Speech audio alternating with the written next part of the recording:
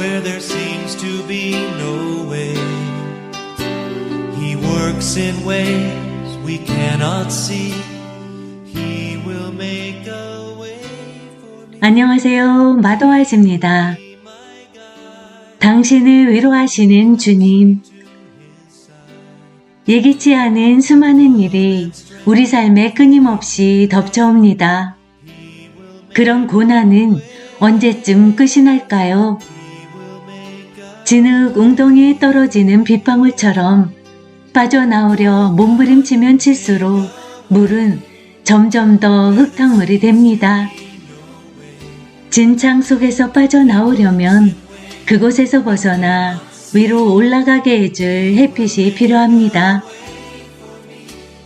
하늘의 관점으로 삶을 볼 수 있도록 예수님이 당신을 진창에서 들어 올리시도록 맡겨드려야 합니다.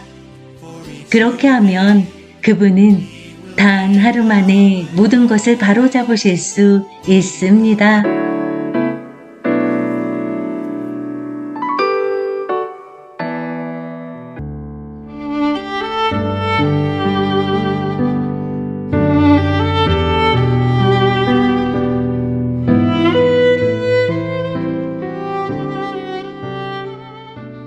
신랑 기다리기.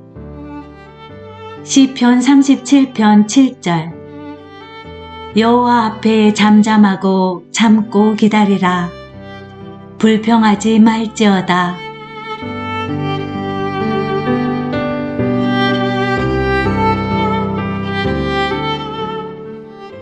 기도로 시작하기.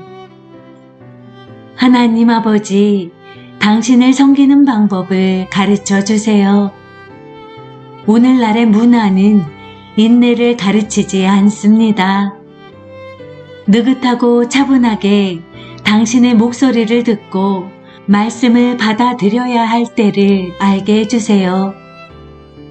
성경을 공부하는 이 시간을 사용하셔서 제 마음에 레마가 꺼지지 않고 계속 빛나게 해주세요.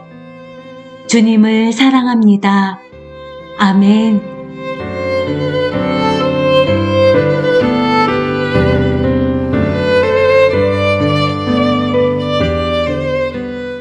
빌립보서 1장 21절.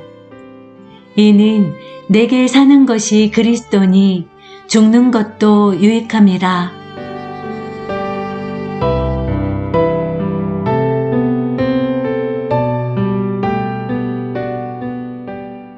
레위 기다리기. 약혼하고 나서 처음 몇 주 동안 룻은 레이가 마련해준 눈처럼 새하얀 린넨 옷감으로 순결한 웨딩드레스를 공들여 만들었다. 예복의 모든 솔기를 사랑을 담아 바느질했고 기도하며 한 땀 한 땀 꿰맸다. 룻은 하나님께 레이와 자신의 마음을 하나로 묶어주시고 두 사람의 영혼과 감정과 육체가 하나가 되게 해달라고 간구했다. 이 기도는 토라의 명령과 일치했다. 창세기 2장 24절. 이러므로 남자가 부모를 떠나 그의 아내와 합하여 둘이 한 몸을 이룰지로다. 룻과 레이는 이스라엘의 기둥이 되는 견고하고도 안정적인 가정을 세우기를 꿈꿨다. 룻은 베일을 만들기 시작했다. 그녀가 택함 받았다는 사실, 즉 약혼했다는 것을 모든 사람에게 알리는 상징으로 베일을 써야 했다. 이제부터 룻에게는 그녀가 레위의 것이라는 도장이 찍힌다.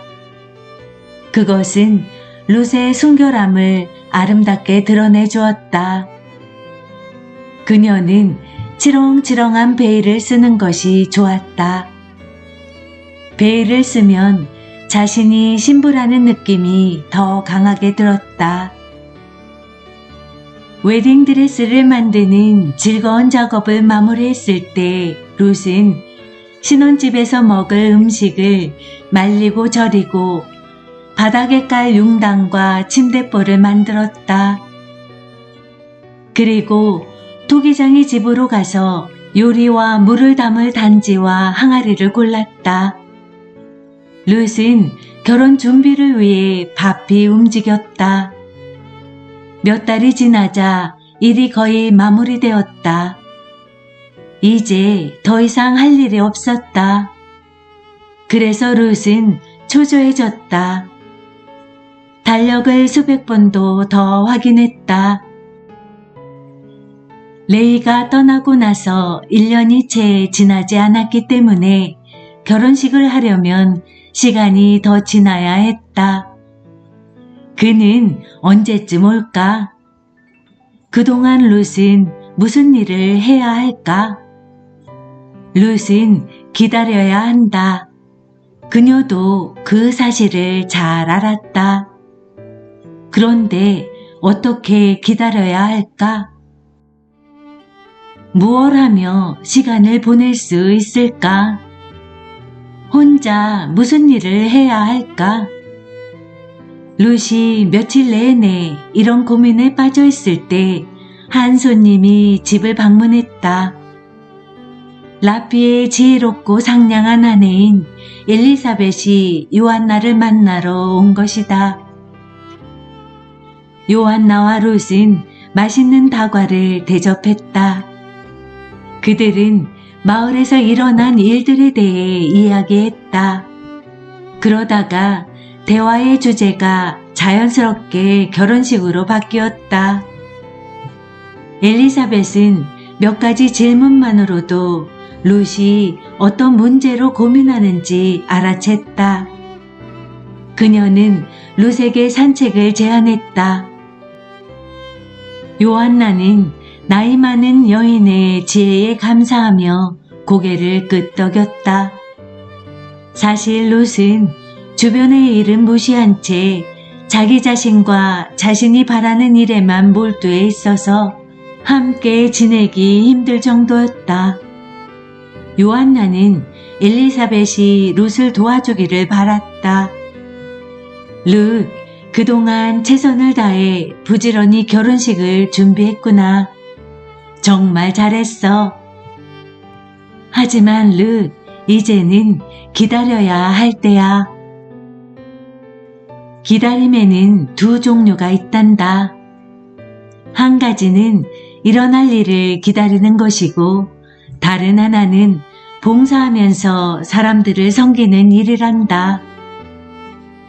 인생의 이 특별한 시간에 너는 기다리는 일과 섬기는 일을 모두 해야 해. 그렇게 하면 기다림 자체가 큰 유익이 될 거야. 기다리는 것은 수동적이 아니라 적극적인 일이야. 엘리사벳은 룻의 어리둥절한 표정을 보며 말을 이어갔다. 베냐민 집안에서 일하는 하인들을 자세히 살펴본 적 있니? 그들은 섬기는 방법을 아주 잘 알아. 자신이 원하는 일을 하는 게 아니라 주인의 명령을 따르기 위해 온전히 준비되어 있지. 베냐민과 요한나가 잘 훈련한 덕이겠지. 내가 아까 집으로 들어왔을 때 하인이 내 발을 씻기려고 흰 수건을 팔에 걸치고 큰 대야에 물을 채워들고 오는 걸 봤지. 룻, 신랑이 너를 데리러 오기 전에 떠날 때를 대비해서 그와 똑같은 자세로 사람을 섬기며 지내는 것이 어떻겠니?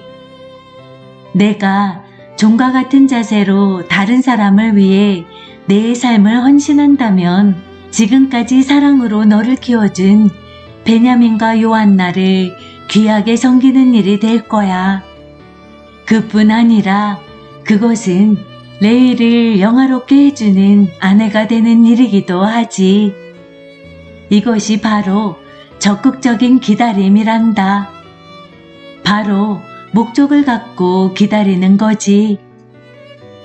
이야기를 나누다 보니 어느새 엘리사벳이 작별 인사를 하고 집으로 돌아갈 때가 되었다.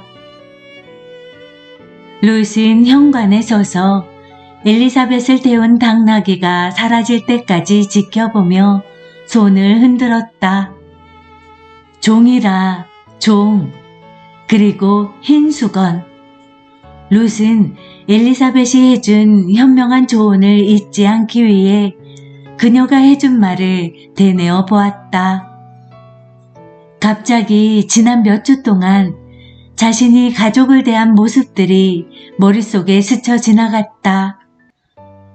내가 너무 자기중심적으로 굴었구나. 그동안 아무도 섬기지 않았어. 내가 세상의 중심인 것처럼 행동해버렸어. 그동안 비참한 느낌이 들었던 것도 당연해.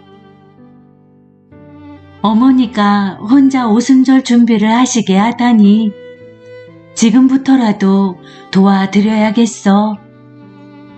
룻은 서둘러 집으로 돌아가 바구니를 들고 베일로 얼굴을 가렸다. 시장에 가야겠어. 룻은 요한나가 저녁을 준비하고 있는 부엌으로 들어갔다. 시장에서 어제 부탁하신 부추와 마늘을 사올게요. 오늘 저녁 식사나 맥주 감사절 준비에 필요한 것은 없어요? 제가 사올게요. 그래, 그렇게 물어봐 주니 부탁해야겠구나. 성령 강림절기인 오순절에 특별한 요리를 만들 건데 거기 들어갈 치즈가 더 있었으면 좋겠구나. 그것은 아버지가 제일 좋아하는 요리란다. 오순절용 밀빵과 같이 먹으면 맛있을 거야. 집에 오는 길에 사다 줄래? 네, 1시간 안에 부엌에 가져다 놓을게요. 룻이 문 밖으로 나가면서 경쾌한 목소리로 대답했다. 룻은 항상 요한나를 깜짝 놀라게 했다. 그녀는 1분 전만 해도 우울해하며 얼굴을 찡그린 채 집 주변을 배회하고 있었다. 그럴 때면 마치 아무 일에도 쓸모없는 사람 같았다. 그러다 갑자기 종의 모범을 보였다. 다행히도 그녀는 윗사람의 가르침과 조언을 잘 받아들였고 하나님이 곧바로 자신의 마음과 태도를 변화시키도록 마음을 열었다. 이것이 요한나가 가장 좋아하는 룻의 성품이었다. 룻은 가르치면 잘 받아들였다. 이것은 훌륭한 아내, 멋진 엄마, 강인한 심성을 지닌 여인이 되는 중요한 밑거름이다. 그로써 룻은 남편이 진정으로 신뢰할 수 있는 아내가 될 것이다. 이런 자질은 요한나가 예비 며느리에게 바라던 여성상이었다.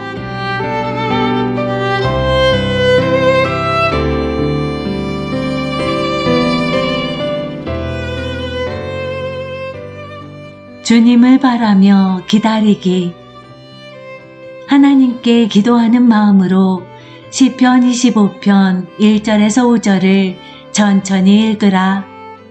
그리고 나서 그 말씀 그대로 하나님께 기도하라.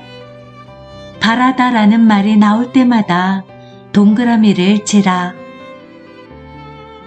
시편 25편 1절에서 5절. 여호와여, 나의 영혼이 주를 우러러 보나이다. 나의 하나님이여, 내가 주께 의지하였사오니 나를 부끄럽지 않게 하시고 나의 원수들이 나를 이겨 개가를 부르지 못하게 하소서.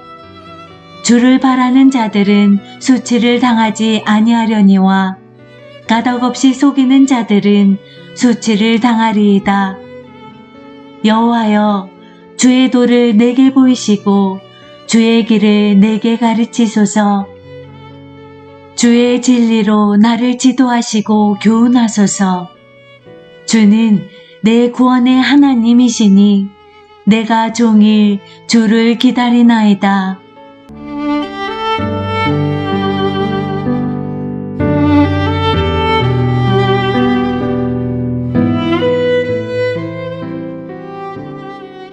우리는 인내하며 기다리는 일에 익숙하지 않다. 인터넷에서 파일을 빠르게 내려받지 못하면 초조해진다. 15초조차 길게 느껴진다. 결국 참지 못하고 더 빠른 방법을 찾는다. 주님께 배우기 위해서는 차분함과 인내가 필요하다.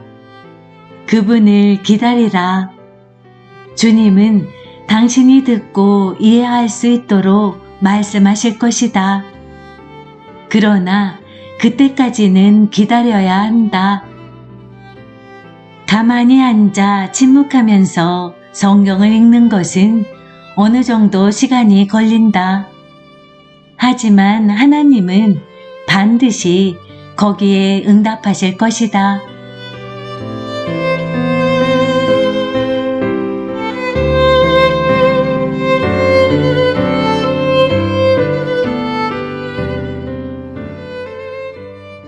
권능을 기다리기. 사도행전 1장 4절에서 8절.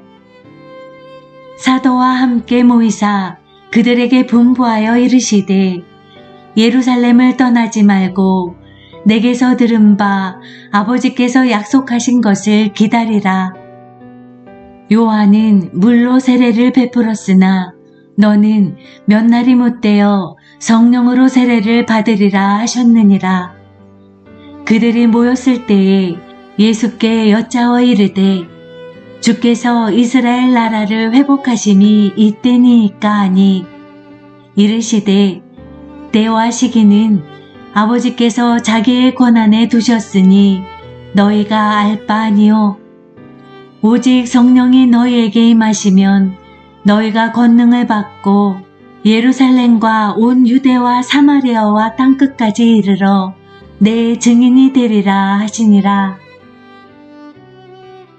사도행전 2장 1절에서 8절.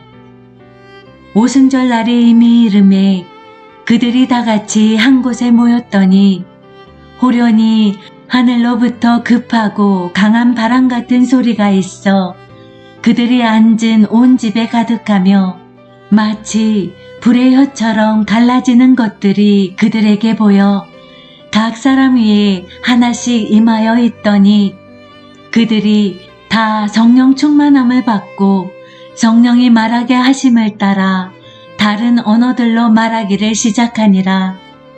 그때에 경건한 유대인들이 천하 각국으로부터 와서 예루살렘에 머물러 있더니 이 소리가 나매 큰 무리가 모여 각각 자기의 방언으로 제자들이 말하는 것을 듣고 소동하여 다 놀라 신기하게 여겨 이르되 보라 이 말하는 사람들이 다 갈릴리 사람이 아니냐.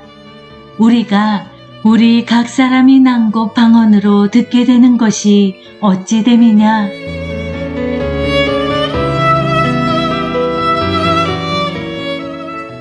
예수님은 첫 열매를 기념하는 유대 민족의 절기에 부활하셨다. 예수님은 부활해서 영원히 살게 될 사람들의 첫 열매시다. 또 다른 유대의 공식 절기인 성령 강림절 또는 오순절은 추수를 기념하는 날인데 첫 열매를 맺은 후 50일째가 되는 날에 절기로 지켰다. 오순절날 제자들은 성령이 충만해서 모든 나라의 각종 언어로 복음을 말했다. 그 결과 엄청나게 많은 영혼이 추수절기에 그리스도께 돌아왔다.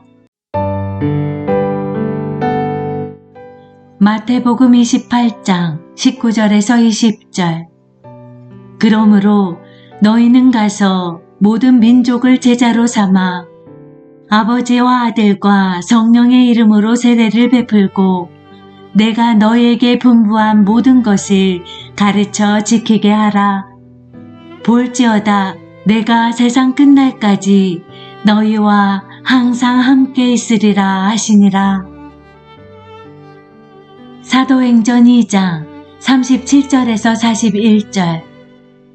그들이 이 말을 듣고 마음에 찔려 베드로와 다른 사도들에게 물어 이르되 형제들아 우리가 어찌할꼬 하거늘.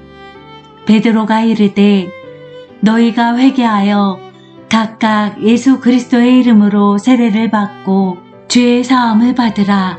그리하면 성령의 선물을 받으리니 이 약속은 너희와 너희 자녀와 모든 먼 데 사람 곧 주 우리 주 하나님이 얼마든지 부르시는 자들에게 하신 것이라 하고 또 여러 말로 확증하며 권하여 이르되 너희가 이 패역한 세대에 구원을 받으라 하니 그 말을 받은 사람들은 세례를 받음에 이날에 신도의 수가 3,000이나 더하더라.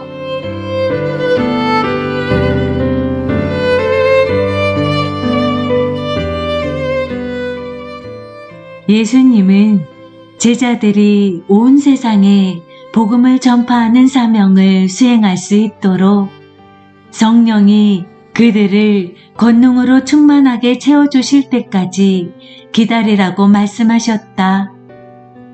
성령이 제자들에게 임하자 그들은 초자연적인 결과를 불러오는 능력으로 가득 채워졌다. 그리스도의 신부는 지금 기다리고 있는 중이다. 신랑이 돌아오기를 기다리고 있다. 그렇다면 기다리는 동안 무엇을 해야 하는가? 첫째, 주님을 섬겨야 한다.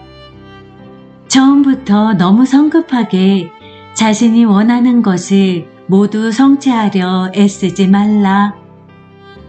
성경은 문자 그대로 하나님의 임재 가운데서 잠잠하라고 가르친다. 시간을 내서 자리에 앉아 숨을 깊게 들이쉬고 1시간 동안 모든 활동을 멈춰 보라. 성경을 읽으라. 가족 한 사람 한 사람을 위해, 나라와 지도자들을 위해, 그리고 하나님 나라의 목적이 이 땅에 이루어지게 해달라고 기도하라. 이렇게 하면 초조해지는가? 끊임없이 움직여야 하고 계속 떠들어야 하며 쉼없이 미디어의 자극을 받아야 한다는 강박관념에 사로잡혀 있지는 않은가? 조용한 기도 시간이 불편하게 느껴지는가? 주님은 그분의 임재 속에서 고요해지는 연습을 해보라고 명령하신다. 잠언 3장 5절에서 6절. 너는 마음을 다하여 여호와를 신뢰하고 내 명철을 의지하지 말라. 너는 범사의 그를 인정하라. 그리하면 내 길을 지도하시리라. 주님은 교훈과 확신과 치유의 말씀을 들을 수 있도록 당신을 그분께로 고요하게 끌어당기고 계신다. 둘째, 하나님 나라를 위해 일하려고 애쓰기보다 성령 충만함으로 주님을 섬겨야 한다. 사역할 수 있는 기회가 생겨서 신나게 뛰어들었지만 오히려 역효과만 일으켰거나 갈등을 일으켰거나 일을 망치고 망신당했던 적이 있는가? 그렇다면 움직이기 전에 기다리라. 주님의 말씀을 통해서 그분의 종이 주는 경건한 조언을 통해서 그리고 명백한 상황을 통해서 주님이 계획을 확정하실 때까지 그분 앞에서 기다리라.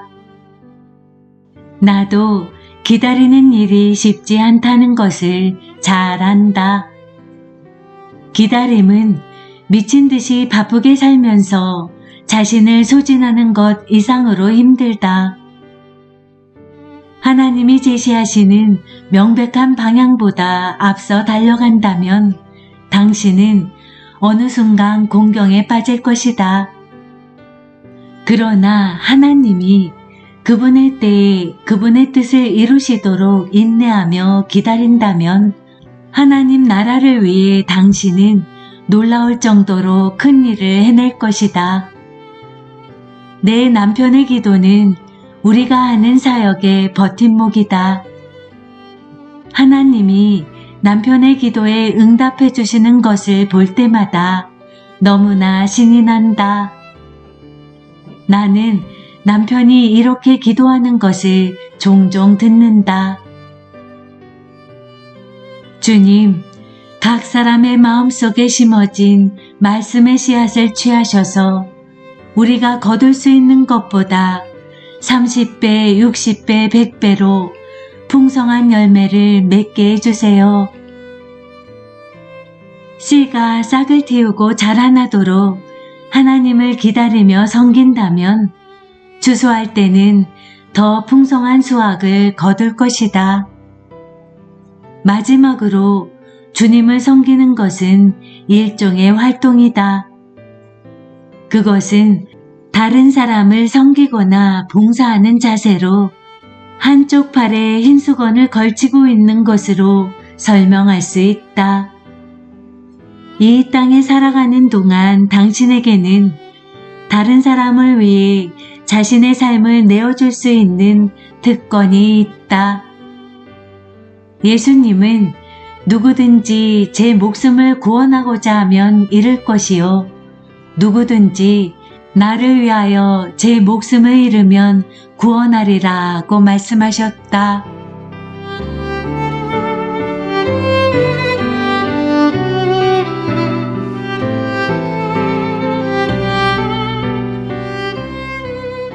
회복으로 가는 길.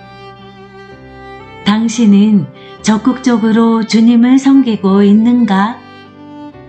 그분의 임재 가운데 기꺼이 잠잠히 머물겠는가? 당신은 한쪽 팔에 흰 수건을 걸치고 사람들을 섬길 마음이 있는가?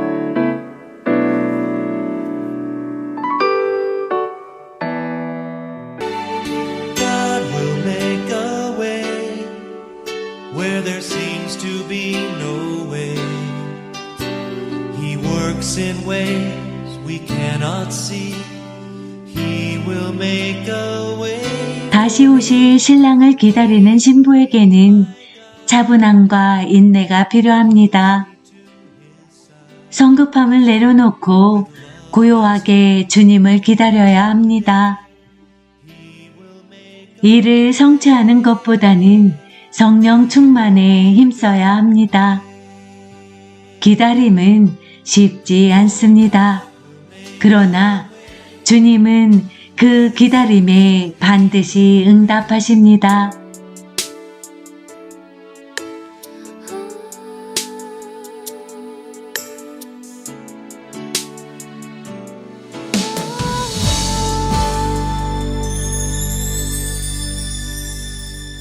주님 다시 오실 때까지 나는 이 길을 가리라. 좁은 문 좁은 길 나의 십자가